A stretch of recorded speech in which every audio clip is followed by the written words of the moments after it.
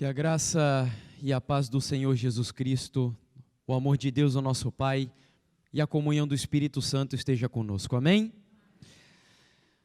Desejo à igreja uma noite muito feliz e abençoada. E mais uma vez é uma alegria estarmos aqui na casa do Senhor, já nos aproximando do término da semana de oração, considerando que nos resta apenas mais 2 encontros apenas. Hoje, como eu disse, nós vamos modificar um pouco a dinâmica da semana, porque vamos a partir de agora procurar entender um pouco melhor a nossa identidade e, em conclusão, no sábado à noite, nós vamos estudar a respeito da nossa sábado pela manhã, estudar sobre a nossa missão. Hoje e amanhã os temas serão continuados, muito embora um possa ser estudado em separado do outro, mas há uma lógica sequencial nos 2 assuntos. Hoje o tema será sobre o Armagedon. Armagedon, a terceira guerra universal. Eu quero apenas assim voltar a expressar o meu agradecimento pelas pessoas que têm orado, que têm jejuado, por aqueles que fizeram isso de ontem até o almoço de hoje. E eu sei que no almoço de hoje já temos um novo grupo de pessoas em oração. Louvo a Deus pela vida de todos aqueles que têm feito esse pequeno sacrifício, e eu creio que Deus já tem ouvido os nossos clamores e as nossas orações. Como disse, tenho recebido alguns contatos, recebi ontem inclusive mais um contato através do Facebook de um amigo, dizendo que a semana tem sido uma bênção, tem provocado mudanças na vida, e eu espero que isso esteja acontecendo na vida de todos nós, em nome de Jesus. Quero também fazer um agradecimento especial. Eu costumo dizer nas igrejas para onde eu vou, que as pessoas assim me tratem, junto com a minha esposa, com um pouco mais de sacrifício. Não fiquem mimando muito, porque isso faz mal. Mas ontem nós recebemos um carinho acho que é a irmã Zita. Ela está aqui, a irmã Zita, por acaso? Não sei se ela está aqui, mas nós recebemos, está ali, né? Um pão, estava delicioso o pão, irmã. Deus seja louvado. Muito obrigado, viu? Comemos ontem à noite e hoje pela manhã e estava muito bom. E também agradecer o carinho do Toninho e da esposa.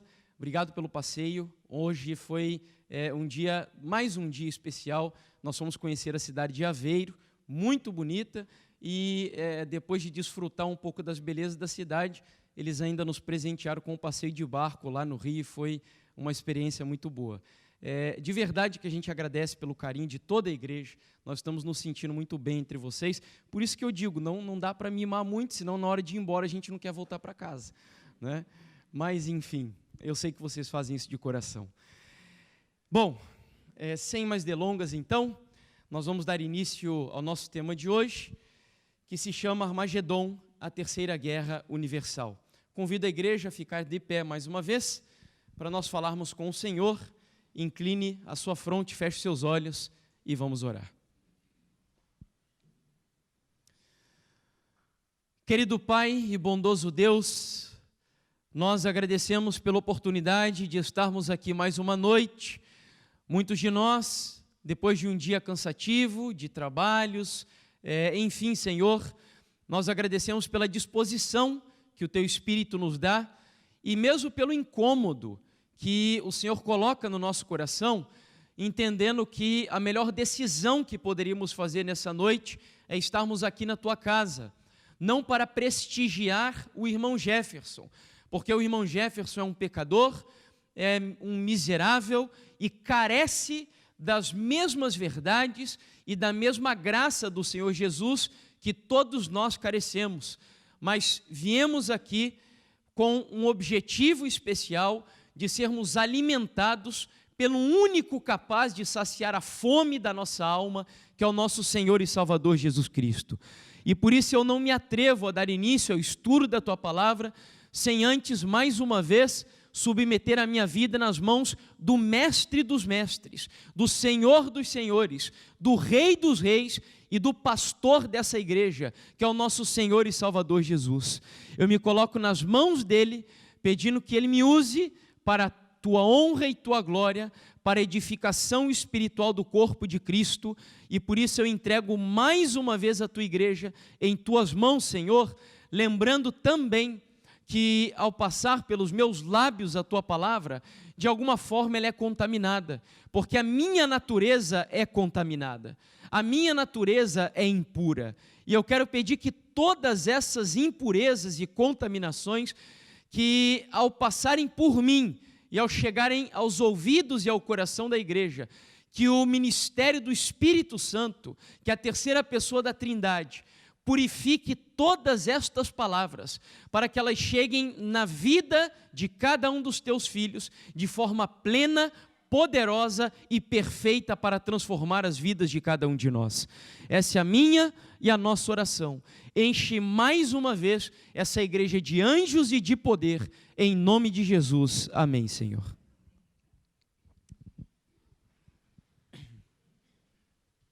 Abramos então as nossas Bíblias no livro de Apocalipse, capítulo 16. Apocalipse, capítulo 16, versos 13 até o 14. Então vi sair da boca do dragão, da boca da besta e da boca do falso profeta, 3 espíritos imundos semelhantes a rãs, porque eles são espíritos de demônios, operadores de sinais, e se dirigem aos reis do mundo inteiro, com o fim de ajuntá-los para a peleja do grande dia do Deus Todo-Poderoso. Saltemos ao versículo 16 agora. Então os ajuntaram no lugar que em hebraico se chama Armagedon. Bom, há algum tempo o nosso mundo vive uma expectativa bastante grande de uma possível terceira guerra mundial. E essa preocupação é legítima, dadas as condições científicas e armamentistas que o nosso mundo contemporâneo se encontra. Há uma frase atribuída, inclusive, a Albert Einstein, onde ele teria dito que, no caso de uma terceira guerra mundial, ele não sabe dizer exatamente como seria a disputa, mas em uma quarta guerra mundial, possivelmente as lutas seriam travadas com pedaços de paus e pedras, porque depois de uma terceira não sobraria absolutamente nada. Então a preocupação ela é real, o mundo a cada momento vive esse temor quanto à possibilidade de uma terceira guerra mundial. No ano de 1962, por exemplo, na história nós aprendemos que o ano foi marcado pela chamada crise dos mísseis, uma batalha fria entre Estados Unidos da América e a União Soviética, e ali as pessoas se alarmaram, supondo que haveria uma catástrofe nuclear ao redor do planeta Terra. Um pouquinho mais próximo da nossa época, no ano de 2014, o portal brasileiro, ou melhor, o site brasileiro da BBC, publicou uma matéria dizendo que para o Papa Francisco a terceira guerra mundial, inclusive, já poderia ter começado. E ali ele dá algumas razões do porquê ele entende dessa maneira. No ano de 2016, por sua vez, em outro portal de notícias lá do país, para a televisão russa, terceira guerra mundial já começou. E ainda mais recentemente, no ano passado, eu não sei quantos recordam, o mundo viveu um alarme novamente, porque o presidente norte-americano, Donald Trump, começou a trocar carinhos com o ditador norte-coreano, Kim Jong-un. E ali, novamente, o mundo voltou a preocupar-se quanto à possibilidade de uma guerra, porque, afinal de contas, é óbvio que se os Estados Unidos atacam a Coreia do Norte, ali não sobra absolutamente nada. Mas por trás da Coreia do Norte você tem uma Rússia e uma China, o que provocaria uma guerra catastrófica. Ou seja, como eu disse, é legítima a preocupação das pessoas quanto à possibilidade de uma guerra nuclear. Mas não é sobre ela que eu quero falar com vocês nessa noite. Porque, curiosamente, a Bíblia não se preocupa com guerras mundiais. Você não encontra nenhuma profecia bíblica específica, por exemplo, sobre a primeira, segunda ou uma possível terceira guerra mundial. Você encontra profecias gerais dizendo nações contra nações e reinos contra reinos, mas não há nada específico sobre guerras mundiais. Porque, de fato, a preocupação de Deus é sobre uma guerra muito superior a estas guerras que podem, no máximo, privar você da sua vida física e de algumas comodidades seculares. A preocupação de Deus é sempre no que diz respeito à nossa vida espiritual e à nossa salvação ou morte eterna. E é por isso que eu digo que, coincidentemente ou não, a Bíblia me apresenta o fato de que nós estamos também no que eu considero ser a terceira e última guerra, não mundial, mas universal. Volto a repetir, eu não sei se isso é coincidência ou não, mas é um fato que, biblicamente falando, nós nos encontramos na terceira e última etapa do grande conflito entre o bem e o mal, que não envolve apenas o nosso planeta caído, mas envolve todo o universo criado, e é por isso que eu chamo de terceira guerra universal. Essa guerra, nós sabemos, começou no céu há muito tempo atrás, onde uma criatura perfeita, sublime, santa, imaculada, misteriosamente se rebela contra o governo de Deus. Existem hoje duas correntes da teologia que discutem se essa batalha no céu foi uma batalha na esfera intelectual ou uma batalha física. Particularmente, eu creio que a batalha foi física realmente, foi literal, e não apenas uma discussão de ideias. Então a Bíblia diz que o céu ficou polarizado, o diabo e os seus anjos lutaram contra Miguel e os seus anjos, e ali estava deflagrada o que eu chamo de primeira guerra universal. Graças a Deus, nós sabemos que o resultado dessa batalha foi a primeira vitória do nosso Senhor e Salvador Jesus Cristo. Porém, a guerra não parou ali. O diabo foi expulso do céu, e agora a guerra continuou. Houve apenas uma troca no campo de batalha e de alguns personagens que estavam envolvidos nesse conflito. Agora a batalha aconteceria aqui no mundo, a partir do Jardim do Éden. Adão e Eva foram os primeiros seres humanos a entrarem nesse conflito, foram derrotados. 4.000 anos os seres humanos tentam vencer o diabo e não conseguem. Até que finalmente o Miguel, mais uma vez, vem agora ao nosso mundo para lutar por si mesmo contra Satanás, e ali estava deflagrada a Segunda Guerra Universal. Quando Jesus se aproximava do clímax dessa batalha, ele chega a dizer: agora chegou a hora de ser expulso o príncipe do quê? Deste mundo. Ou seja, mais uma vez uma expulsão seria necessária, só que agora não do céu, mas do planeta Terra. E louvado seja Deus, porque essa foi a segunda derrota do diabo através do Senhor Jesus Cristo. Porém, a guerra não terminou. E desde o Calvário até os dias de hoje, nós entramos no que eu chamo de terceira e última guerra universal, que já está chegando muito próximo do seu clímax, e João, o profeta de Pátimos, nos apresenta detalhes sobre essa guerra no texto que acabamos de ler. E fica muito claro que é uma guerra quando nós vemos aqui o texto dizendo que é uma peleja que acontece no grande dia do Deus Todo-Poderoso. E ele ainda acrescenta uma informação dizendo que essa guerra ela acontece no lugar que em hebraico se chama Armagedon.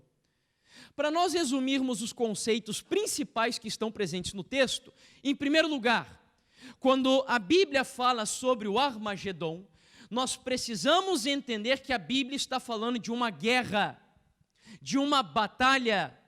É impossível para um cristão entender o mundo e entender os problemas que sucedem no planeta Terra se nós não lemos o mundo sobre as lentes do grande conflito entre o bem e o mal. Muitos seres humanos, com a mente influenciada hoje pelo avanço científico, estão ignorando o mundo espiritual. Pessoas que têm problemas conjugais, pessoas que têm problemas das mais diversas áreas possíveis e até inimagináveis, às vezes deixam de entender que os problemas da sua vida são fruto de uma guerra entre o bem e o mal, entre Cristo e Satanás. E o Armagedon deixa muito claro que nós vivemos no meio de uma guerra. O segundo conceito que precisamos extrair dali é que essa não é uma guerra física. Ela é uma guerra primariamente de caráter o quê? Espiritual.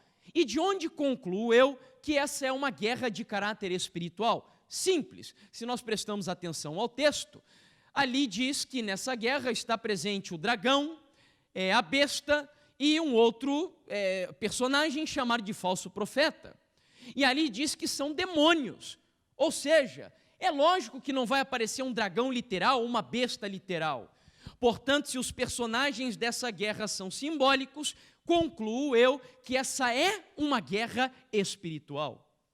Portanto, Armagedon fala de uma guerra. Em segundo lugar, é uma guerra de caráter espiritual. Em terceiro lugar, quando essa guerra é apresentada na Bíblia, ela tem uma relação profunda com o dia do juízo. Tanto o juízo investigativo como o juízo final.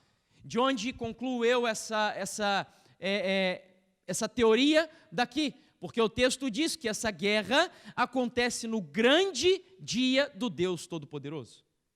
Todas as vezes que a Bíblia usa a palavra dia em maiúsculo, ou na maioria das vezes, ela está apontando para o dia do juízo de Deus. A palavra dia vem do original Yom, que inclusive na Bíblia é usado para Yom Kippur, que é o dia da expiação.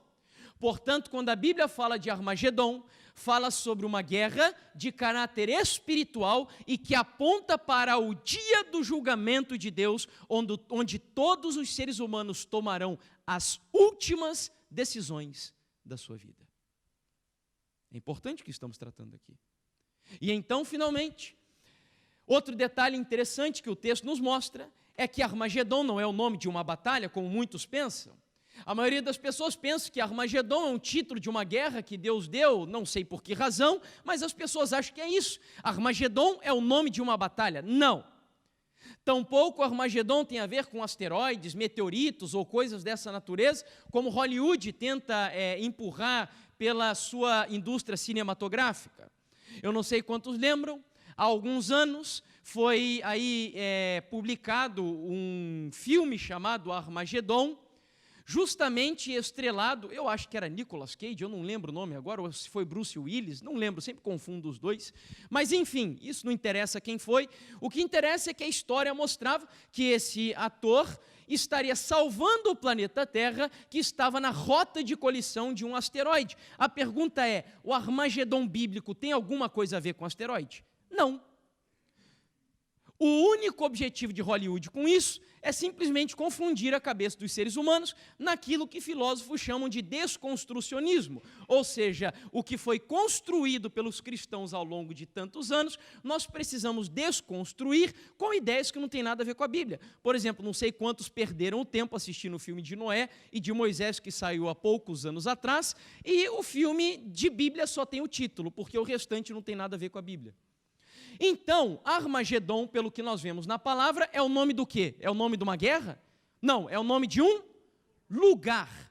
Em conclusão, sabemos então pelo texto que Armagedon é uma guerra de caráter espiritual. Além disso, é uma guerra que aponta para o dia do juízo investigativo e do juízo final de Deus. E, finalmente, também nos leva para um lugar.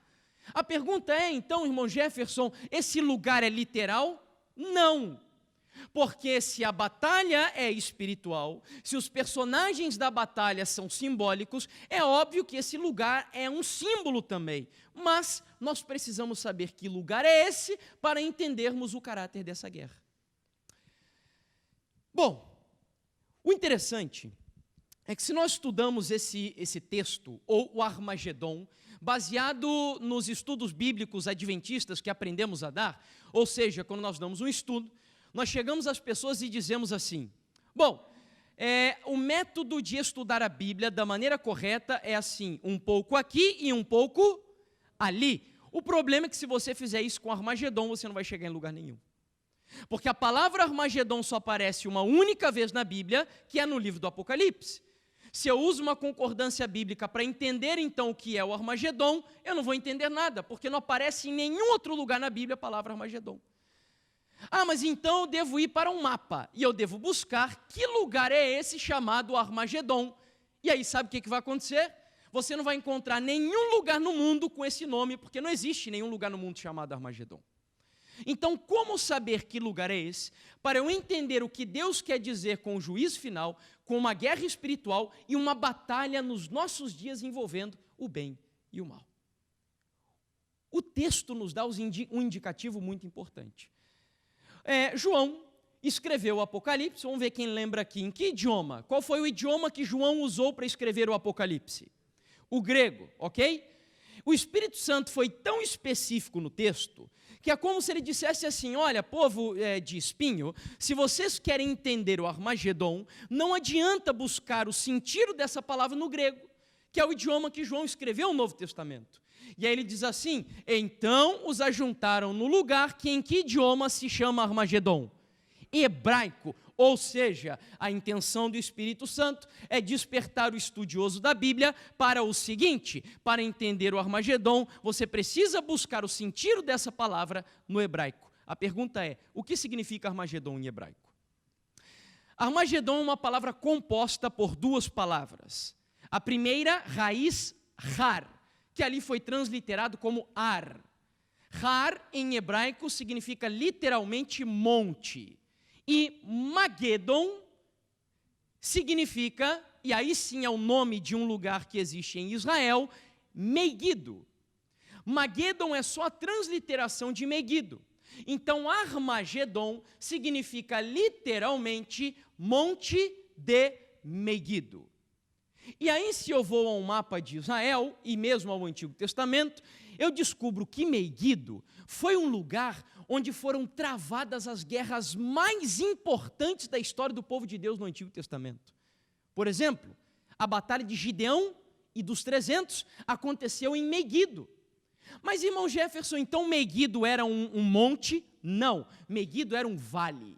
E por essa razão os exércitos se reuniam ali para travarem batalhas. Então os inimigos se juntavam de um lado, o povo de Deus se juntava do outro, e como a planície era muito vasta, eles lutavam ali, disputas territoriais, religiosas e etc. Mas então você está confundindo a minha cabeça, porque você disse que Armagedon é um monte de Megido, e você está dizendo que Megido é um vale? Sim, mas calma lá. Se nós vamos a um mapa de Israel, nós vamos encontrar que aqui está o vale de Megido. Houveram outras guerras ali, mas a gente não tem tempo de falar sobre todas elas. Aqui está o vale. E indo mais ao norte do mapa, se aproximando do mar Mediterrâneo aqui do lado esquerdo, um único monte de expressão, de importância que está ali no vale de Megido. Que monte é? Quem enxerga ali? Que monte é? O Monte Carmelo. Ah, então já entendi. É isso mesmo que você está pensando. Quando a Bíblia diz assim, olha, então se ajuntaram no lugar que em hebraico se chama Armagedon, o objetivo do Senhor é assim, povo de espinho, se vocês querem entender a última batalha entre o bem e o mal, vocês precisam estudar o que aconteceu no Monte Carmelo, porque o que aconteceu ali é uma miniatura, é uma guerra micro da guerra macrocósmica aqui entre o bem e o mal nos últimos dias. E o que nós vamos fazer? Nós temos que estudar o que aconteceu no Monte Carmelo. Eu não tenho tempo hoje aqui para a gente se aprofundar em todos os detalhes do monte, desafio você depois a estudar isso com calma, com bastante critério, mas eu quero separar apenas 2 detalhes que nos interessam para essa semana sobre o Monte Carmelo, e que tem tudo a ver com a batalha entre o bem e o mal em nossos dias. E a primeira pergunta que você deve fazer, é assim que a gente estuda a Bíblia, tá? Quando você pega um texto bíblico, você deve fazer perguntas para o texto, inclusive isso é metodologia científica. Você deve problematizar o texto. Então, se o Espírito Santo diz, estude o Monte Carmelo, pelo menos para mim, o que mais me interessa saber ali no monte é o seguinte, por que razão essa guerra aconteceu naquele lugar? Qual foi o motivo dessa batalha? Então, vamos lá, o texto de 1 Reis, capítulo 18, versos 17 ao 18, nos responderá a questão. Diz assim o texto, e depois o 21. Vendo, Acabe olha para Elias e diz assim, És tu, ó perturbador de Israel? Respondeu Elias: eu não tenho perturbado a Israel, mas tu e a casa de teu pai, porque deixastes o quê, queridos? Eu quero ouvir isso mais forte, porque deixastes o quê? Os mandamentos do Senhor e seguistes os Baalins. Ou seja, presta atenção aqui, o que estava no âmago da batalha entre o bem e o mal no Monte Carmelo? Qual era o motivo da guerra no Monte Carmelo? Qual era? Os mandamentos de Deus. A lei de Deus estava no próprio centro da guerra. Elias de um lado defendendo a lei, amando a lei, ensinando a obediência à lei, a santidade da lei, e um outro povo de outro lado dizendo assim, não é bem assim, a lei foi abolida, ou ela pode ser obedecida, mas mais ou menos você vai pecando, e quando Jesus voltar, ele melhora a sua vida, e as pessoas vão levando a coisa meio de qualquer jeito. E ali estava então a guerra deflagrada no monte. Não bastasse isso, o versículo 21 para mim é sensacional, porque ele mostra que no Monte Carmelo havia um relativismo ali incipiente. Olha o que diz o texto. Então, Elias se chegou a todo o povo e disse, até quando cocheareis entre quantos pensamentos? 2 pensamentos. Se o Senhor é Deus, segui-o, se é Baal, segui-o, porém o povo nada respondeu. Ou seja, não existe nada melhor do que um bom laodiceano, confortavelmente deitado, e hoje, quando eu vinha para cá, tive a oportunidade, lá no Brasil isso não é muito comum, mas de me banhar em uma banheira na casa do irmão Toninho, e coloquei ali uma água morninha, quentinha, tão agradável, não é? E é mais ou menos o que os adoradores de Deus e de Baal sentiam aqui. É tão agradável esse comportamento relativista, adotando princípios do mundo, e ao mesmo tempo obedecendo algumas coisas de Deus, que quando Elias diz, saiam de cima do muro, tomem uma decisão, escolham o diabo ou escolham a Deus. O que o povo fez? Nada. Portanto, nós temos ali, se eu pudesse resumir, em uma única palavra, o problema do grande conflito entre o bem e o mal no Monte Carmelo. Que palavra você escolheria? Uma única palavra. Eu não ouvi ainda. Mornidão, não é a que eu quero ainda. Alguém? Adoração. O grande problema do conflito no Monte Carmelo era um problema na área da adoração. Adoração. Lembra que eu disse ontem que muitos cristãos hoje pensam que o grande conflito entre o bem e o mal acontece entre uma polarização de crentes e ateus, onde algumas pessoas acreditam em Deus e um outro grupo de pessoas não acreditam em Deus. Posso ser bem sincero com vocês? O ateísmo é só uma diversão e um passatempo de Satanás para ludibriar ou enganar um bando de intelectuais que se acham inteligentíssimos para acreditar na existência de Deus. Sabe por que eu digo isso? Porque nem mesmo o diabo não acredita que Deus existe. A Bíblia diz no livro de Tiago, crês tu que Deus é um só? Fazes bem, porque até os demônios creem e fazem o quê? Estremecem na presença desse Deus. Portanto, o ateísmo é só uma diversão de Satanás. Não é a raiz do problema do grande conflito entre o bem e o mal. O que está na raiz do problema no grande conflito é um conflito entre 2 grupos de adoradores. Um grupo de verdadeiros adoradores e um outro grupo de falsos adoradores. Esse é o problema do conflito. E aí, entendendo que o Carmelo é uma miniatura do conflito nos últimos dias, é óbvio que, lembrando de tudo o que estudamos ao longo da semana, por que o diabo quer colocar o relativismo na sua vida, o pluralismo na sua vida, o ecumenismo na sua vida, ou os métodos litúrgicos e ortodoxos que comentamos ontem aqui à noite? Qual é o grande objetivo de Satanás? É converter você em um falso adorador. Quem entendeu, diga amém. Esse é o objetivo dele. E aí o nosso problema é que nós pensamos que adorar a Deus é um evento onde nós marcamos um dia e uma hora para irmos a um local específico de adoração como a igreja. Isso também faz parte da adoração, mas isso não é o suprassumo da adoração. A adoração, repito uma frase que eu tenho dito muitas vezes aqui essa semana, é um estilo de vida. Quer ver um exemplo? Vamos lá. Os 3 amigos de Daniel na Babilônia. Nabucodonosor manda levantar uma estátua na província de Dura.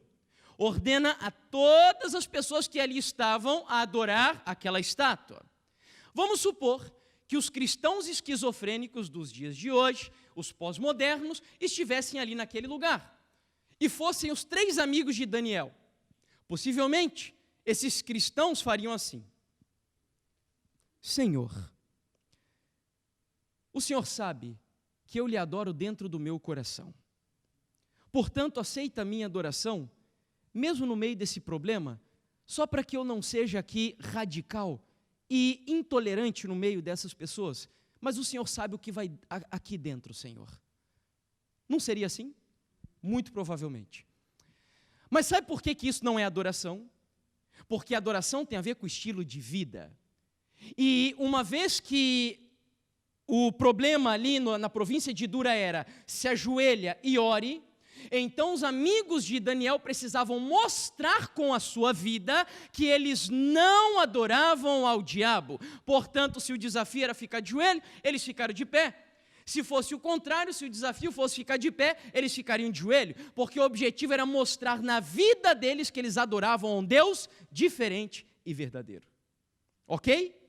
Bom, portanto, o grande problema é na área da adoração, e o mundo cristão estará e já está polarizado nessa área. Nós já estamos nas iminências do clímax do grande conflito entre o bem e o mal, ou do Armagedon nos últimos dias. O segundo ponto que eu quero trazer aqui para vocês é o seguinte: bom, já sabemos qual foi o motivo da batalha. O que me interessa saber agora, então, é como resolver o problema. O que Deus propôs ali no Monte Carmelo. E aí, no mesmo livro de Reis, capítulo 18, nós encontramos que ele deu uma missão para o profeta Elias. E então ele vai dizer o seguinte aqui: Elias disse a todo o povo: chegai-vos a mim. E todo o povo se chegou a ele. Elias então fez o quê, queridos? Me ajudem, fez o quê? Restaurou o que ele restaurou? O altar do Senhor, que estava como? Restaurar o altar é como se Elias estivesse restaurando a verdadeira o quê? A adoração. Então, a missão de Elias no Monte Carmelo, no meio daquele bando de falsos adoradores, e não era pouca gente, tinha muita gente ali no monte, o objetivo desse homem de Deus, imagine só, o diabo poderia ter colocado na cabeça dele: mas cara, você é a minoria, a maioria está ali, eles estão cultuando e tal, por que você não se junta com eles? Elias não estava preocupado com o que a maioria estava fazendo, a preocupação de Elias era fazer a vontade de Deus. E então Elias está ali no monte, ele faz uma proposta agora: olha só, vamos fazer o seguinte, nós vamos levantar um altar, eu levanto um altar, vocês levantam o altar de vocês, cada um vai colocar um novilho em cima do altar, e o Deus que responder com fogo do céu é o Deus verdadeiro. 9 horas da manhã, os falsos profetas de Baal ficaram fazendo ali um culto, mas desse bem do jeito que a maioria dos cristãos hoje gostam. Gritando, pulando, caindo, rodando. Quando já não bastava mais, eles começaram a se autoflagelar e nada acontecia. Ellen White diz que Elias estava atento, porque ele sabia que um pequeno descuido eles poderiam fazer alguma coisa ali para enganar o povo, e ele estava extremamente atento. Quando então, às 3 horas da tarde, com um gesto, ele ordena que aquele culto falso seja interrompido. Elias então ordena que os homens que estavam...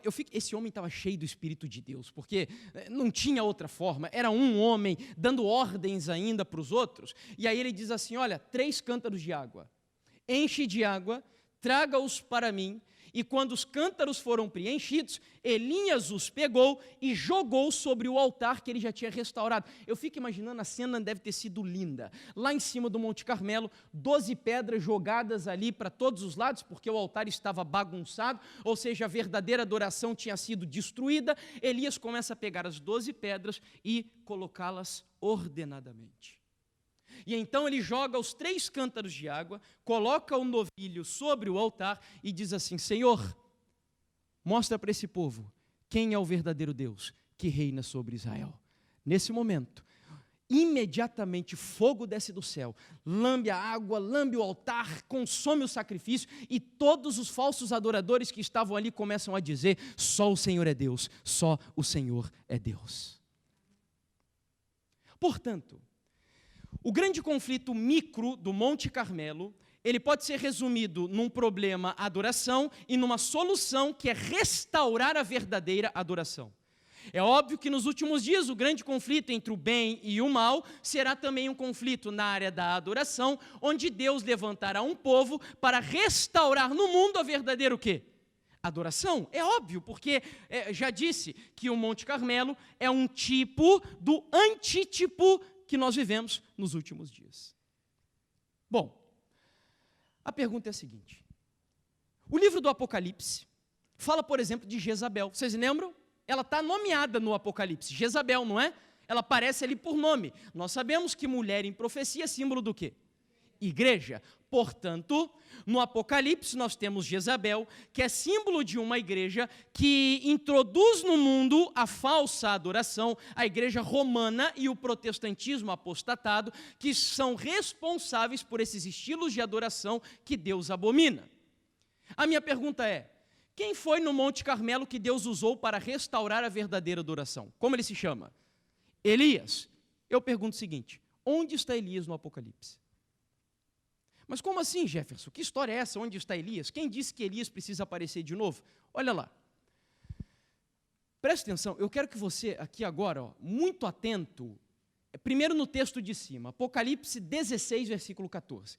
Embora a Bíblia, no Apocalipse, não fale de Elias, o Senhor nos deixou, ali o texto está sublinhado, um conectivo, o que eu chamo de uma peça do quebra-cabeça desse estudo que estamos fazendo, para conectar o texto do Apocalipse com outra citação da Bíblia. Então, o conectivo, presta atenção aqui, é essa expressão. A batalha do Armagedon acontece no grande dia do Deus Todo-Poderoso. Quando nós vamos agora ao último livro do Antigo Testamento, no último capítulo, último versículo, porque foi a última profecia que Deus fez no Antigo Testamento, a Bíblia diz o seguinte: eis que eu vos enviarei o profeta o quê? Elias, antes que venha o grande e terrível dia de quem? Entenderam? Vocês entenderam a relação do texto do Apocalipse com o texto de Malaquias? O que Deus está dizendo aqui? Olha, presta atenção, porque eu vou enviar o profeta Elias antes do Armagedon, porque o grande e terrível dia do Senhor é o mesmo grande dia do Deus Todo-Poderoso, que por sua vez tem a ver com o Armagedon. Deus está prometendo, portanto, enviar um Elias para fazer, digamos, oposição a Jezabel nos últimos dias. Conclusão que eu chego, se Jezabel é uma igreja falsa, Elias precisa ser uma igreja verdadeira. Eu acho que alguns já estão imaginando, né? Alguma coisinha aí. Quem seria o terceiro Elias? Como assim terceiro Elias? Porque a Bíblia tem 3 Elias. Ela tem o Elias do Antigo Testamento, que é o Elias tisbita, o mais conhecido. Tem o Elias do Novo Testamento. Quem é o Elias do Novo Testamento? João Batista. Só que alguns pensam que João Batista cumpriu essa profecia aqui. Não. Porque a primeira vinda de Jesus não foi o grande e terrível dia do Senhor. A primeira vinda dele foi para instituir o reino da graça. Agora, a segunda vinda, sim, será o grande e terrível dia do Senhor. E é nessa vinda que Deus promete enviar o profeta Elias. Agora, quer ver algo interessante? Então, nós temos o Elias do Antigo Testamento, o Elias do Novo Testamento e o Elias profético ou escatológico. E a relação entre os 3 é muito interessante. Porque, por exemplo, o Elias do Antigo Testamento tinha uma maneira diferente de se vestir? Sim ou não? Tinha, né? E o Elias do Novo Testamento também tinha uma vestimenta diferente do restante da sociedade? Sim ou não? Pergunto, será que o Elias dos últimos dias também terá um comportamento do vestuário distinto do restante da sociedade? Sim ou não? É claro que sim. Outro detalhe, o Elias do Novo Testamento não tinha uma alimentação diferente do restante da sociedade? Sim ou não? Tinha. E o do Antigo Testamento também se alimentava diferente? Aí alguns chegam para mim e dizem assim, mas irmão, o Elias do Antigo Testamento comia carne. E de fato comeu. Na primeira vez que ele foi para o ribeiro de Querite, quando ele foi alimentado pelos corvos, a Bíblia diz que os corvos levaram para ele pão e carne. Porém, olha só a sacada, a história que está contida ali, a simbologia. Elias estava no início do seu ministério quando ele vai para o ribeiro de Querite. Quando ele está agora no final do ministério, indo para se esconder no Monte Horebe, a Bíblia diz que de novo ele é alimentado por anjos, mas agora os anjos dão para ele só o quê? Pão e água, não carne. Ou seja, o Elias do Antigo Testamento mostra, inclusive, o desenvolvimento na reforma de saúde que os últimos Elias precisam ter para preparar o mundo para a vinda de Jesus. Não é maravilhoso? Ou seja, nós começamos comendo algumas coisas, mas no meio da trajetória, para preparar o mundo para o movimento final profético, nós vamos mudando a nossa dieta alimentar. Poderia citar aqui até a habitação.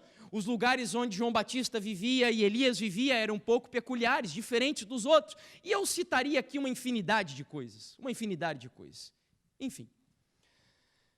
Inclusive, essa eu não posso deixar de fora, porque essa é muito interessante. Tanto Elias do Antigo Testamento, do Novo Testamento, como Elias profético, enfrentaram 3 grupos de inimigos. Querem ver? Vocês vão me ajudar. Como se chamava o rei que Elias enfrentou no Antigo Testamento? Acabe. Mas eu costumo dizer que Acabe tinha uma esposa feminista. Essa mulher é bem feminista. E como ela se chamava? Jezabel. Então, Acabe e Jezabel, mas Jezabel usava um outro grupo de pessoas, através dos quais ela enganava o povo de Deus na adoração. Quem eram? Os falsos o quê? Falsos profetas. Interessante, 3 grupos. Será que o Elias do Novo Testamento também enfrentou 3 grupos? Como era o nome do rei? Herodes. Mas Herodes também tinha uma esposa feminista, não tinha? Como ela se chamava? Herodias. Mas Herodias também usou uma outra pessoa para pedir a cabeça de João Batista. Quem era? A sua filha chamada Salomé. Mas o que isso tem a ver com o Elias dos últimos dias? Lá no Armagedon, a Bíblia diz que 3 inimigos estarão ali para enfrentar o povo de Deus. O dragão, a besta e o quê? O falso profeta. E na tipologia, Acabe representa o dragão, a besta é representada por Jezabel e os falsos profetas pelo falso profeta do Apocalipse. É perfeita a tipologia. Perfeita. E é por isso que amanhã nós vamos entender o que tem a ver a pergunta que Deus faz para Elias, no nosso contexto. Que fazes aqui, Elias? Por hoje eu quero agora provar para vocês, já me adiantei em algumas coisas, quem é o Elias profético, o Elias do Novo Testamento. E aí então, nós vamos recorrer, por exemplo, o próprio Senhor Jesus falou sobre a vinda desse terceiro Elias. Quando Jesus desceu do Monte das Oliveiras com os discípulos perguntaram a ele o seguinte: olha, Senhor, por que dizem, pois, os escribas ser necessário que Elias venha primeiro? E aí a resposta de Jesus é fantástica, é cheia de significado. Ele dá uma resposta assim muito profunda, dizendo o seguinte: então Jesus respondeu, de fato, Elias o quê? Virá e fará o quê? Restaurará quantas coisas? Amém? Olha que fantástico, tem tudo a ver com o Carmelo. Ele não só aponta a vinda de Elias para o futuro, ele não estava falando só de João Batista, porque se ele estivesse falando de João Batista, a palavra seria, de fato, Elias veio e restaurou, ou no mínimo, como dizem vocês, lá no Brasil a gente fala, está restaurando. Aqui em Portugal vocês dizem, está a restaurar todas as coisas. Mas não, o verbo está no futuro, dizendo que um Elias ainda viria e restauraria todas as coisas que dizem respeito à verdadeira adoração. Mas então, irmão Jefferson, como descobrir na Bíblia quando foi o surgimento do terceiro Elias?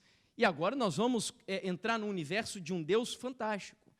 Quando a gente estuda profecias, as pessoas assim, às vezes ficam muito assustadas, porque é muito difícil. Não, é só termos calma, oração, porque o passo a passo da Bíblia está todo dado. É um pouquinho mais difícil, mas Deus não tem o objetivo de deixar você confuso. Deus tem o objetivo, tanto que o início do livro do Apocalipse é bem claro, dizendo revelação de Jesus Cristo, que Deus lhe deu para mostrar aos seus servos as coisas que em breve devem o quê? Acontecer. Ou seja, Deus quer revelar o futuro para a sua igreja. Então, ele nos deu alguns sinais astronômicos. Em um texto muito conhecido de nós, adventistas, no livro de Joel, capítulo 2, verso 28 e 31. E eu quero que você se lembre daquela pecinha do quebra-cabeça lá do Apocalipse, e que também apareceu em Malaquias. Aí a Bíblia diz assim, olha só, os sinais estão aqui, ó. Não, perdão, primeiro ele vai profetizar. E acontecerá depois que derramarei o meu espírito sobre toda a carne. Vossos filhos e vossas filhas profetizarão. Nós estamos em busca de um profeta Elias. Vossos velhos sonharão e vossos jovens terão visões. A pergunta é quando? Verso 31. O sol se converterá em trevas. Primeiro sinal astronômico. E a lua em sangue. Segundo sinal. Agora vem a peça do quebra-cabeça. Antes que venha o grande e terrível dia do quê? Então é como se a Bíblia estivesse dizendo assim, olha, quando eu estiver para enviar o profeta Elias, o grande dia do Senhor, lá em Malaquias, quando o Armagedon estiver próximo de acontecer, eu enviarei sinais no céu, o sol se converterá em trevas e a lua em sangue. Então, quando esses sinais aparecerem, é um sinal que eu estou enviando para o mundo de que Elias está próximo de surgir e, finalmente, o grande dia do juízo está chegando. Jesus, ainda em Mateus 24, vai acrescentar mais um sinal. Aqui ele vai falar de várias coisas, das tribulações, dos dias abreviados e etc. Mas o que nos interessa está aqui, verso 29. E ele vai dar mais um sinal astronômico. Logo depois, ou logo em seguida, a tribulação daqueles dias, o sol escurecerá, Joel falou do sol. A lua não dará a sua claridade, Joel falou da lua. Mas Jesus acrescenta um terceiro sinal, dizendo: as estrelas cairão do firmamento e os poderes dos céus serão abalados. E então aparecerá no céu o sinal do Filho do Homem. Vamos fechar tudo isso daqui dentro de um gráfico para facilitar o nosso entendimento e então concluirmos se Elias, afinal de contas, já veio, está presente ou ainda virá? Vamos lá então. Bom, a grande tribulação que o Senhor Jesus menciona em Mateus 24 é aquela que conhecemos muito bem. Vai do ano 538 a 1798, que é o período de 1260 anos de perseguição papal, supremacia papal. Mas Jesus diz que a tribulação seria o quê? Abreviada. Quando isso aconteceu, Ellen White mesmo, no livro Grande Conflito, sugere o ano de 1776 como um marco para a abreviação da grande tribulação. O que aconteceu nesse ano que foi tão importante? Por sinal, foi lá na América. Os Estados Unidos da América declararam a sua independência. Então, nesse ano, o mundo agora é europeu, os protestantes que aqui viviam, sabem que do outro lado do mundo há um país que se estabelece ou se edifica sob princípios assim absurdamente novos para um mundo medieval. Os princípios da liberdade de consciência e religiosa, onde a intenção deles era levantar uma igreja sem papa e um Estado sem rei. Ellen White diz que a mão de Deus estava abençoando os Estados Unidos da América, porque ali estava o povo de Deus, ali estava o seu povo sincero, fugindo das perseguições aqui na Europa. E então, apenas 4 anos depois da independência dos Estados Unidos, Deus envia o primeiro sinal no céu. A pergunta é, aonde? Em que lugar do mundo? Onde Deus enviou o sinal do escurecimento do sol? Alguns aqui sabem em que lugar foi? No próprio Estados Unidos. E aí a Bíblia diz que quando o sol, e eu não tenho tempo aqui para explicar com detalhes, leiam o capítulo 20 do livro Grande Conflito, porque Ellen White dá detalhes do que aconteceu nesse dia, de registros, inclusive jornalísticos daquela época, falando sobre o evento chamado de Day Dark, ou Dia Escuro. Curiosamente, no mesmo dia, quando o sol se pôs e a lua apareceu no céu, a lua apareceu como? Avermelhada, também nos Estados Unidos. Para quem gosta de maior precisão, dia 19 de maio do ano de 1780, no estado da Nova Inglaterra. Era como se Deus estivesse dizendo assim, olha, presta atenção, porque é nesse país e próximo dessa época que eu levantarei o profeta Elias. Alguns anos se passaram, chegamos no ano 1798, a ferida mortal no papado, e então 1833. Estamos aqui agora, no início da formação de um grande movimento nos Estados Unidos, conhecido como Grande Despertar Religioso, liderado por um homem chamado Guilherme Miller. No ano de 1833, os registros, inclusive, nos dizem que foi o ano em que Miller recebeu até um aval da sua igreja batista para anunciar a mensagem de Daniel, capítulo 8, versículo 14. Nesse mesmo ano, lá nos Estados Unidos, acontece o terceiro e último sinal astronômico, a queda das estrelas. Agora, pensa o seguinte comigo. Imagine vocês vivendo nos Estados Unidos, ou aqui em Espinho mesmo, e aí o pastor Luiz está pregando, na época de 1833, sobre Joel e Mateus 24. E aí o pastor Luiz abre a Bíblia e começa a mostrar para vocês, dizendo, queridos, no ano de 1780, 2 dos sinais que Jesus nos deu já se cumpriram. O sol escureceu e ele conta detalhes sobre esse dia, a lua se tornou em sangue e agora, no ano de 1833, os nossos olhos estão contemplando o terceiro e último sinal dado por Jesus Cristo. Sabe o que isso significa, queridos? Segundo a Bíblia, em Mateus 24, Jesus diz que depois das estrelas caírem dos céus, ele voltaria nas nuvens dos céus em poder e grande glória. Portanto, se preparem, porque Jesus Cristo está voltando. Já parou para pensar? Dizem os registros que naquela época, os homens que aceitavam essa mensagem fechavam os bares, orgulhoso se tornava humilde, avarento se tornava liberal, as pessoas começaram a encher as igrejas porque elas queriam que Cristo estava voltando, mas elas não sabiam de um detalhe, não era Jesus quem estava voltando, Deus estava anunciando em primeiro lugar o dia do juízo e em segundo lugar o surgimento de que profeta mesmo? Elias. E a pergunta ainda segue. Eu sei que você já tem a resposta. Quem era o Elias que estava surgindo ali? Pera lá, calma aí. O diabo estuda a profecia, sim ou não? E como estuda? Talvez se todos nós nos assentássemos numa mesa com ele aqui juntos, a gente levaria uma surra estudando profecia com ele. A prova disso é que quando Jesus veio pela primeira vez, nascendo na cidade de Belém, a igreja sabia disso? Estava preparada para isso? Não, porque eles ignoraram as profecias que apontavam para aquele evento. Mas pergunto, o diabo estava atento para o nascimento de Jesus, sim ou não? Tanto estava que o que ele fez? Colocou Herodes para matar as crianças que nasceram lá naquela região. Portanto, o diabo estuda. Ele sabia disso aqui, ó. Ele sabia, e muito melhor do que eu, talvez tenham muitos detalhes aí que eu nem sei, nem saiba. E eu creio que no céu, quando a gente se assentar lá naquelas relvas maravilhosas, já pensou no céu a gente ouvindo o estudo bíblico dado por Jesus? Eu imagino a gente sentando lá, Jesus pegando a Bíblia e mostrando para nós, olha só, aqui está escrito isso, e a gente, como eu nunca enxerguei isso na Bíblia, a gente vai surpreender, eu tenho certeza. Bom, e então, até me perdi no que eu estava falando. Mas, enfim, o Senhor Jesus, então, ou melhor, o movimento milerita, 1833, lembrei, o diabo sabe. E o que ele começou a fazer?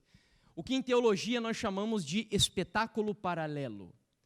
Satanás sabia que era o profeta Elias que estava surgindo, ele conhecia a profecia do Apocalipse, a profecia de Malaquias, os sinais astronômicos de Joel, e ele pensou, eu preciso fazer alguma coisa para enganar o povo. O que ele começou a fazer? Levantar um monte de movimentos para confundir a cabeça do povo que vivia naquela época e que vive até os dias de hoje. Porque as pessoas olham para essa época ali, mais ou menos, 1840 e pouco, 50 e pouco, e eles dizem, olha, o momento do mundo que surgiu as maiores loucuras do planeta foi nessa época. Quais delas? Por exemplo, cito aqui as batidas misteriosas das irmãs Fox. Lembram? Ellen White fala no livro Primeiros Escritos, elas ouviram golpes nas paredes, interpretaram que eram os espíritos se comunicando com elas, não sei quem sabe dessa informação, as irmãs Fox eram extremamente amigas da Madame Blavatsky, conhecida até hoje como a matriarca do satanismo moderno. E então elas interpretam as batidas como a comunicação dos espíritos, e ali surge o que nós conhecemos hoje como espiritismo moderno. Outro movimento que surge mais ou menos na mesma época é um movimento muito parecido, inclusive, com o nosso. onde um homem chamado Smith, que era profeta, recebe a visita de um anjo chamado Moroni, que entrega para ele placas de ouro com uma mensagem especial para ser entregue ao mundo. E que, por sinal, eu descobri que esse movimento aqui em Portugal é muito maior do que o nosso. Bom, outro movimento que surge mais ou menos no mesmo período, não nos Estados Unidos, é um movimento marxista. No ano de 1848, olhe a data, foi publicado o livro mais famoso de Marx, o Manifesto Comunista, que moldaria a visão de mundo de muitas outras pessoas. Quer mais um? Darwin, nas notas do seu livro Origem das Espécies, diz que as primeiras páginas do livro ele começou a escrever, sabe em que ano? 1844. E eu poderia citar muitos outros movimentos, como o movimento positivista, o movimento feminista, tudo surgindo mais ou menos nessa época, e alguns deles até meio próximo do local onde surgiria o profeta Elias. A questão é a seguinte: quando eu faço um levantamento das características de Elias, que o objetivo é restaurar a verdadeira adoração, restaurar a lei de Deus, ensinar às pessoas um estilo de vida totalmente diferente e, acima de tudo, preparar o mundo para a segunda vinda de Cristo.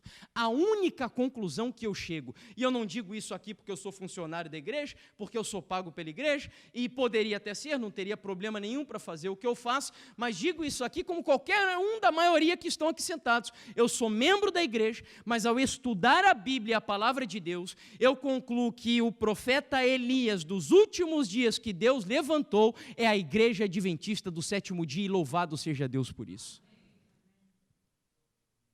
Você consegue entender agora o que significa, ou pelo menos um pouquinho, ser um adventista do sétimo dia? Ou seja, tem uma Jezabel que é uma igreja falsa. E para, assim, fazer uma oposição à igreja e à religião e à adoração falsa, Deus levanta um movimento verdadeiro de caráter profético com o objetivo de restaurar a verdadeira adoração. Agora, me permita abrir um parênteses. Os adventistas do sétimo dia são os únicos que salvam? É a única igreja que salva as pessoas? Não. Quando Elias foi para o Monte Carmelo, desceu de lá e fugiu para o Monte Horebe, ele olhou para Deus dizendo assim: Senhor, eu sou o único, eu sou o cara, não tem mais ninguém aqui. O que Deus disse para ele? Elias, baixa a sua bola, porque você não é o único, tem mais quantos? 7.000 que não dobraram os joelhos a Baal. Portanto, a igreja adventista não é a única que salva. Porém, a igreja adventista é sim, e me permitam dizer, se há alguma visita aqui, nós precisamos ser sinceros com vocês, ela é sim a única igreja que tem uma identidade e uma missão diferente de todas as outras igrejas que estão aí fora. Não fosse isso, não teria nem razão de existir igreja adventista do sétimo dia. Porque nós fomos levantados com o propósito, e no sábado nós vamos concluir a semana entendendo qual é a missão que Deus deu para nós adventistas. Hoje a gente está entendendo a identidade. Qual é a nossa identidade? Profeta Elias. É motivo da gente sair daqui batendo no peito, cheio de orgulho, dizendo: nossa, que coisa fenomenal, eu sou Elias, e não tem para ninguém. É isso? Não. Você deve sair pelas portas dessa igreja aqui hoje com o coração contrito, entendendo que Deus levantou você para uma missão solene e sagrada, nessa época onde pessoas estão sendo enganadas por explosões de heresias para todos os lados, falsos profetas, falsos cristos, falsas igrejas que estão seduzindo as pessoas com um falso evangelho. E Deus levantou você nessa época para apresentar para elas um caminho de esperança e de verdade para que elas possam herdar o reino dos céus. Foi para isso. Diferentemente do que muitos pensam, e o movimento adventista viveu essa experiência durante muito tempo, uma experiência de orgulho, assim, uma coisa de superioridade tremenda. Eu vou falar sobre isso no sábado. Se há uma característica marcante em Elias, e eu digo isso agora para quem aqui dentro tem aquele hábito de criticar a igreja, de falar mal dos pastores, dos líderes, de todo mundo, que não tem nada bom e tal, e etc. e tal, olhe para Elias. Se nós somos Elias, quando Elias desceu do Monte Carmelo, Acabe ainda não tinha nem se convertido, mas a Bíblia diz que Elias era um homem tão humilde, um homem tão quebrantado na presença de Deus, que a palavra do Senhor diz que esse cara fez o quê? Você se lembra? Ele saiu correndo na frente do carro de um rei ímpio, mas que ele reconhecia ainda como homem de Deus, porque Deus foi quem colocou ele. E se ele tivesse que sair, Deus tiraria ele, não seria Elias. Elias cumpriu a missão dele, saiu e ele ainda continuava servindo a sua igreja e o seu povo, correndo na frente do carro, debaixo de chuva, para guiar o carro do rei até o destino final. Sabe o que a Bíblia me mostra com isso? Ame a sua igreja. Ame os seus pastores, lutem por eles e por ela, porque o dono disso tudo aqui é o nosso Senhor Jesus Cristo. Portanto, tenha muito cuidado. Ellen White é bem claro dizendo que quem condena a igreja, que diz que a igreja é Babilônia, isso e aquilo, está fazendo a obra do diabo, e não a obra de Deus. Tem problemas na igreja? Tem. Não doutrinários. É óbvio que tem coisas que a gente olha e a gente fica indignado, mas se acalme, se aquiete. Aprenda a orar, a buscar a presença de Deus, porque eu volto a repetir, o dono dessa igreja é Deus. No passado, quando ele entendeu que era hora, ele tacou fogo no hospital, ele tacou fogo na casa publicadora, mostrando que ele é o dono. Nós temos uma missão a cumprir, mas entenda os nossos limites.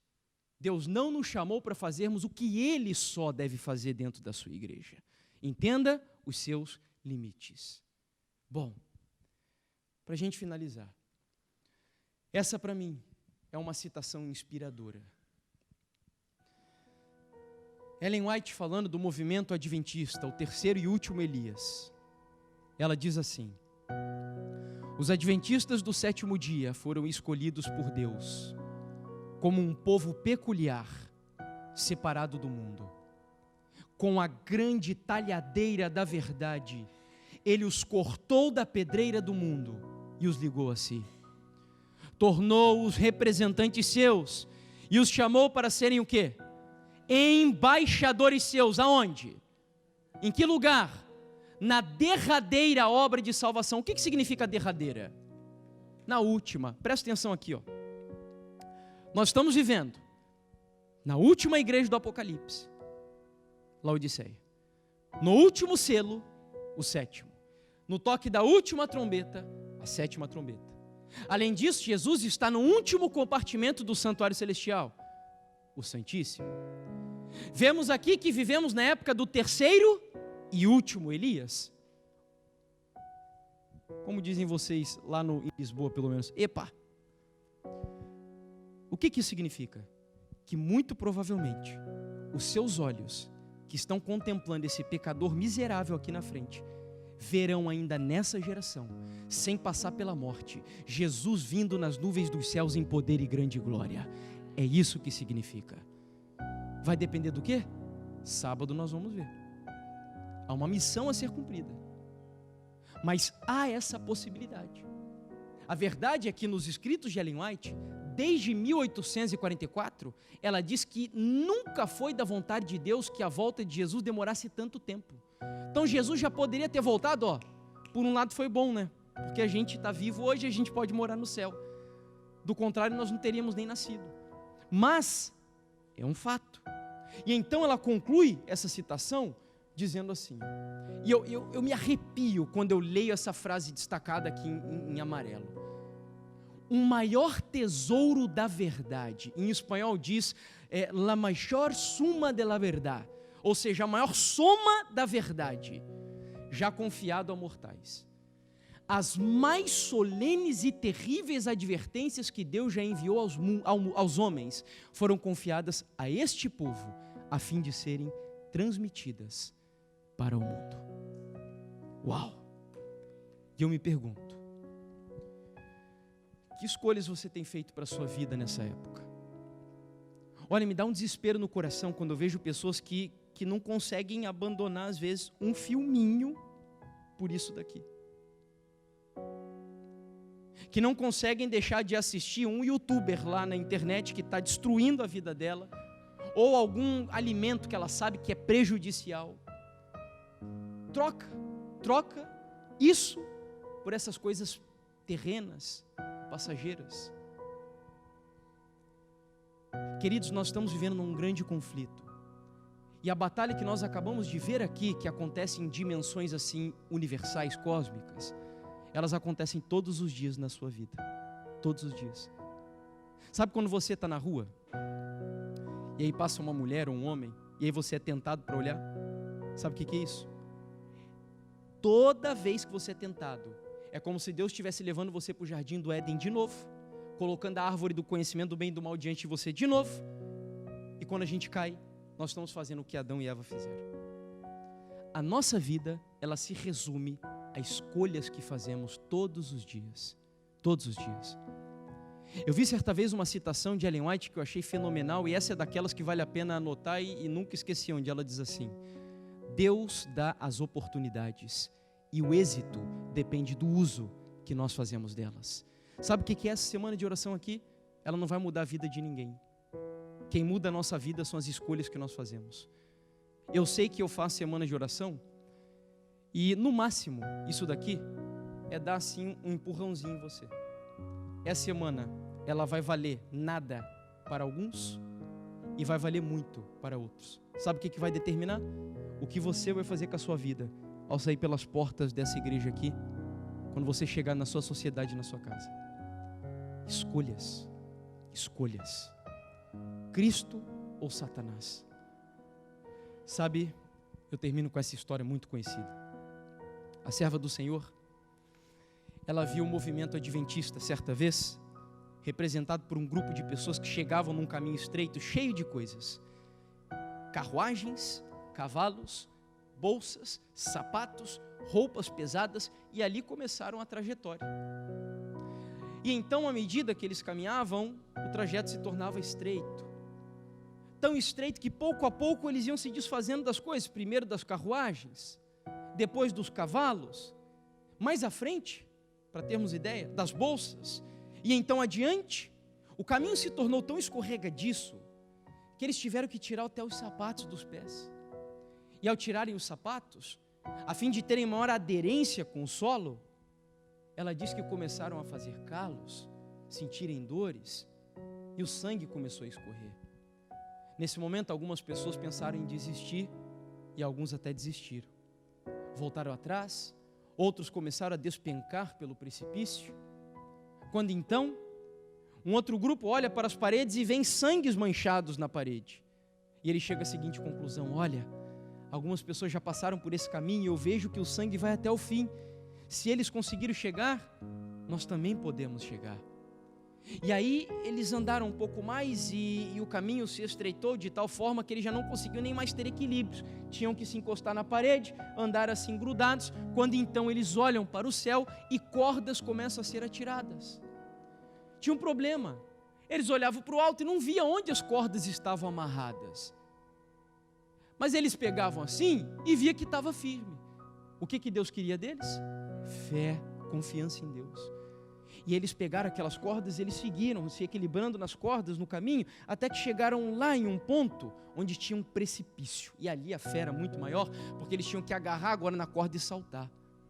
Ellen White diz que ela viu o marido dela pegando impulso, correndo, se abraçando na corda, passando para o outro lado, quando então ele olha lá ao fundo, uma cidade toda de ouro, um arco-íris da promessa, a árvore da vida, e ali então ela vê que outros atravessam essa jornada e diz assim, que valeu a pena. Cada sacrifício que fazemos aqui valerá a pena. Valerá a pena, queridos. E esse dia está chegando. O dia de vermos a cena mais gloriosa para mim, que é o encontro de Adão e Jesus Cristo. Não sei quantos já leram esse encontro no livro Grande Conflito, mas é emocionante. Emocionante. E não dá para desperdiçar esse momento, queridos. Não dá. Eu termino com isso, prometo. Ellen White diz que quando a gente chegar lá, ela vê Adão, e o Senhor Jesus então está ali presente na cena, e Adão ele fica tão emocionado ao ver Jesus Cristo, que ele se atira aos pés de Jesus, aos prantos.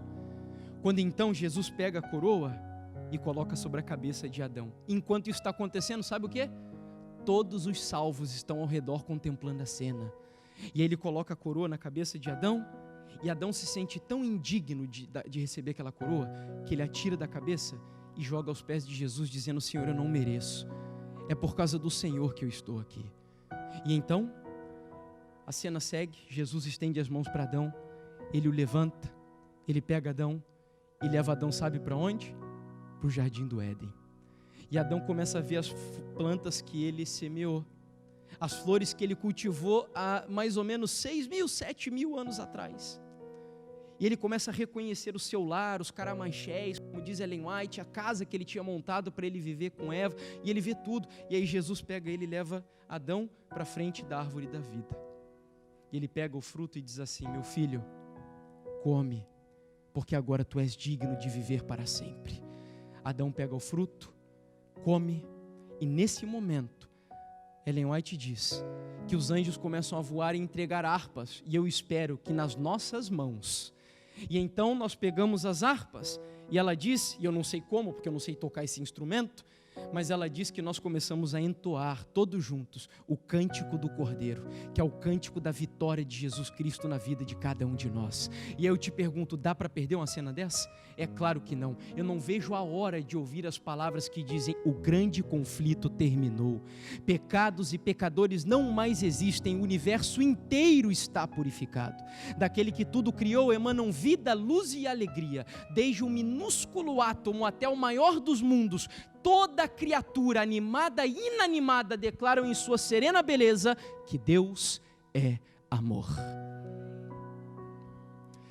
Eu quero convidar você agora para nós cantarmos um hino juntos. E ao final eu tenho um convite para fazer para alguns. Esse hino canta justamente sobre esse momento da nossa vida, esse momento glorioso, esse encontro fenomenal, que eu espero que todos estejamos lá. É o hino 142, Bela Manhã. Pode vir aqui à frente, irmão. Vamos ficar de pé. Hino 142, Bela Manhã.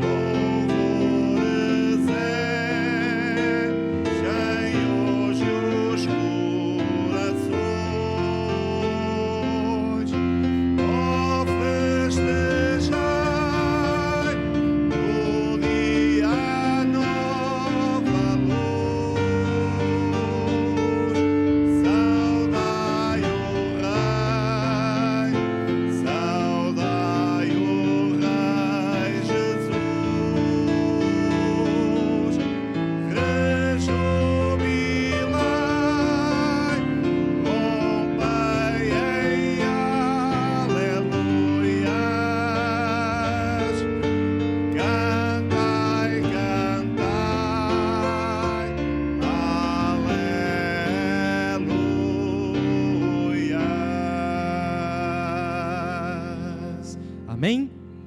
Amém. Bem, eu não posso terminar esse estudo dessa noite sem dar a oportunidade para algumas pessoas aqui. Eu nem os conheço, mas eu preciso fazer isso. Eu sei que tem pessoas que estão em caminhos, em trajetos ou em momentos diferentes dessa trajetória. Sei que tem pessoas aqui que estão firmes. Sei que tem alguns aqui que estão pendurados, quase caindo à beira do precipício. E tem outros que talvez já estão olhando para trás, pensando em recuar. E tem alguns que possivelmente já tenham saído do caminho. E eu quero dar oportunidade. Eu queria orar por algumas pessoas. Eu não vou pedir para vir aqui à frente hoje, mas se alguém aqui que está precisando muito de oração, primeiro, por estar desanimado. Segundo, porque saiu desse caminho e quer voltar. Entendeu nessa noite que precisa fazer o caminho de volta, porque Jesus está voltando e Ele quer salvar você. Há alguém aqui na igreja nessa noite que esteja em um desses grupos e que precisa de oração, para que o céu registre lá a sua decisão. Olha, Senhor, eu quero ficar mais firme ao teu lado, eu sei que eu preciso, eu estou desanimado, enfim. Ou alguém que já tenha saído, levanta a mão aí onde você está e eu quero orar. Amém, amém, amém, amém. Há mais alguém? Mais alguém que precisa de oração, por estar desanimado, desmotivado, fora do caminho? Amém, meu irmão. Deus seja louvado. E uma última coisa que Deus também põe no meu coração.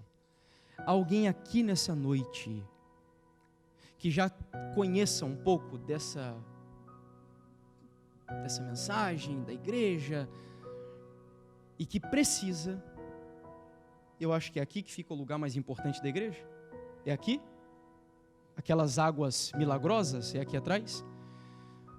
Tem alguém aqui que quer nessa noite ratificar diante de Deus essa decisão, dizendo: Senhor, eu ainda não sei qual é o momento, mas eu quero nessa noite que o céu escreva a minha decisão, eu quero me batizar o quanto antes.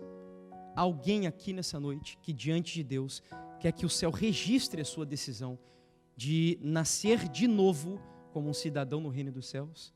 Levanta as mãos aí onde está também. Alguém? Não deixe para amanhã.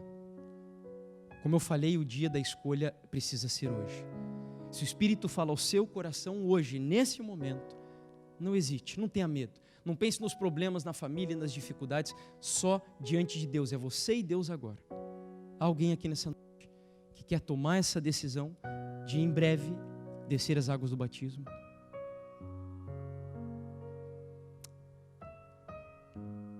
Bom,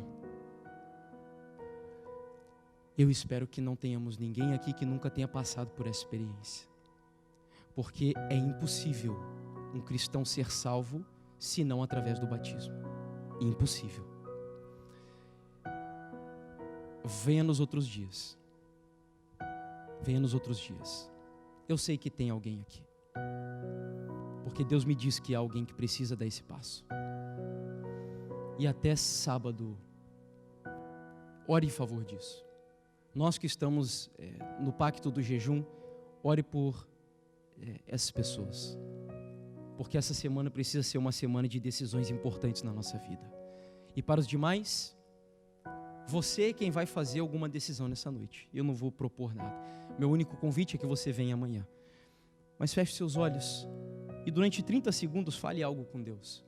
Algo que o Espírito Santo colocar no seu coração. Feche seus olhos. Em seguida eu termino com a oração final.